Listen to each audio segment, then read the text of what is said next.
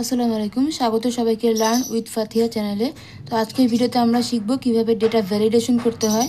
So আমি যেখানে ডেটাগুলো validation করব ওখানে কার্সরটা নিয়ে গেলাম, দেন সেলটা সিলেক্ট করে আমি ডেটা রিবনে গিয়ে দেখুন এখানে ডেটা ভ্যালিডেশনে ক্লিক করলাম।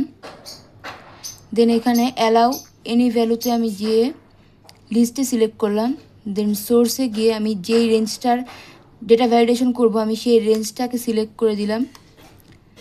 সিলেক্ট করে দেন ওকে প্রেস করলাম।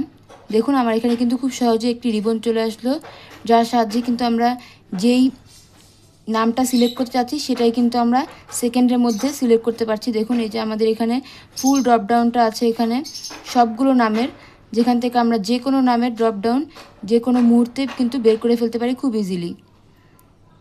সো ভিডিওটি যদি আপনাদের কাছে হেল্পফুল মনে হয় তাহলে please like, share and subscribe করতে ভুলবেন না। আর লার্ন উইথ ফাতিহার সাথেই থাকবেন। Thank you.